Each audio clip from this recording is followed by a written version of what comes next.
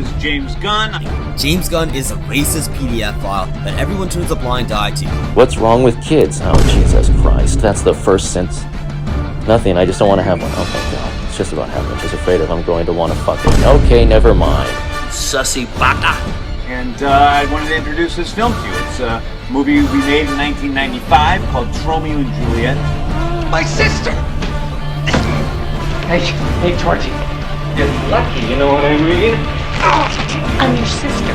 You're not supposed to do Brother, that. Not to me. What's that? I learned everything I needed to know about filmmaking from making this film. So, Peter and I, along with a group of very talented writers, have started to map out an 8 to 10 year plan. Now, you know, whether or not that'll be me that's able to fulfill that promise. You're a hack! Oh! Yeah! Dude! What the fuck? Would you like it? Okay, let's do it. Camera's rolling. I should be broken in by me already. Why are you the way that you are? I hate so much about the things that you choose to be. James Gunn is an American director, best known for his work on Guardians of the Galaxy, a movie that done so well that James Gunn has done nothing but remake this film for the last 10 years. If you've seen one James Gunn project, then you've seen them all. Every movie or show that he does has a man-child lead with a band of comic reliefs who team up to kill his father while they dance to 80s pop music. This is because James Gunn hates his father and exclusively listens to music that reminds him of being raped. Now, I'm a little ashamed to admit that I was a bit of a Gunn fan back in the day.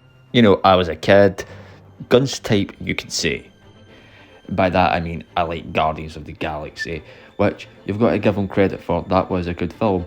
But no, you can't give him credit for it because he actually bullied the original writer of the project and has been coasting off it for the last 10 fucking years. We? Who's we? There is no we. After stealing the idea for Guardians from the inferior sex, James Gunn managed to take this all the way to becoming the head of DC Studio.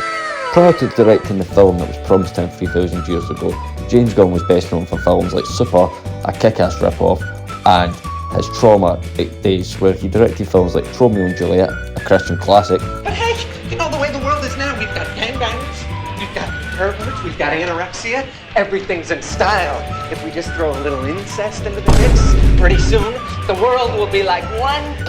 And some fucking weird PSA where a guy teaches kids to masturbate.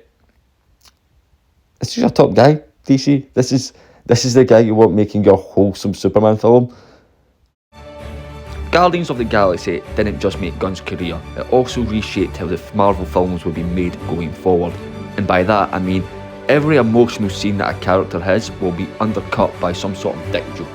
The movie was received so well that when James returned to do the sequel, everyone pretended it was a good film, even though it's not.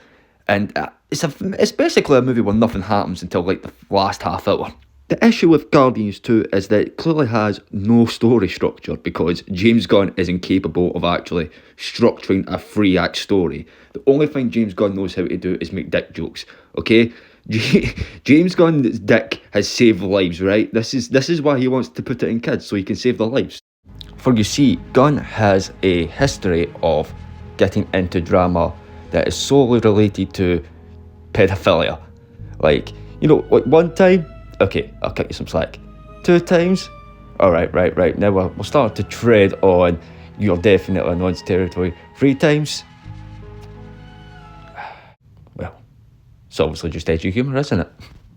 So in 2018, an alt-right journalist exposed Gunn's tweets to the public, which, to be fair, wasn't exactly hard to find. You'd have a harder time finding a white child in an English school.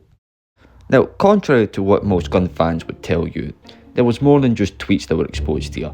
You see, Gunn was also a big fan of hosting paedophile-themed parties, okay, where him and his friends would dress up as pedophiles from To Catch a Predator, okay, you follow me? And some of them, specifically the women, would dress up as the minor victims. Now, you see here, Gunn and his friends were basically rooting for the pedophiles, and this would be like being a fan of a football team who never wins a game. I'm disappointed they caught the pedos on To Catch a Predator. So Gunn would be temporarily fired for talking about noncing children, and Disney would give him his job back after he came out with this stellar apology. I view myself as a provocateur, making movies and telling jokes that were outrageous and taboo. As I have discussed publicly, as I have developed as a person, so has my... You see, he's developed from making jokes about pedophilia to letting John Cena fuck his wife. That just makes you a beta cuck. I tried to root my work in love and connection. My days of saying something just because it's shocking to get a reaction are over. Why the fuck you lying? Why you always lying? Oh my god, stop your fucking lying. So you'll be surprised to know this genetic dysfunction this little freak has didn't stop at jokes on Twitter. No. His pedophilic tendencies spilled into his personal life and work. So he had a friend, and that friend is the rabbit you see in this picture here. Jimmy Urine was on trial for assaulting a minor, which he then settled in court. And in the claim documents, despite Google telling you Gunn was not named in here, he is definitely named, and definitely named as the host that was rooting for pedophiles to get away from Chris Hansen. Also, the reason I keep bringing up this scene as reference to the Romeo and Juliet film he made is because the rest of the film is so batshit insane and out there that I just... I said some outrageous shit in this video, right? The stuff in that movie would get me, deported, and I'm from this country. In this version of Romeo and Juliet, the two leads are actually siblings who save the day by committing incest. I'm not making this up. The last thing we're going to cover is this excerpt from the book The Toy Collector, which, if you're interested in what the rest of the book is about, it's about him being a toy collector, as in he is a man who collects toys, because he's a fucking pedophile. Swung the cushion into my head again. This is based on his experiences? Nothing, I just don't want to have one. Oh, thank God. It's just about having children. Why not? I don't know, one thing I'm always afraid of, I'm going to want to fuck it. Okay, never mind. He chose to put that in there. He chose to call the character by his own name and then chose to write that. Suck, right? You'd have this kid, this cute little sexual animal. It'd be running around, you'd have hung it up and kiss it and sit on your lap, but not fuck it. Yeah, why can't he fuck his child? It's his right as a Hollywood producer to fuck his child.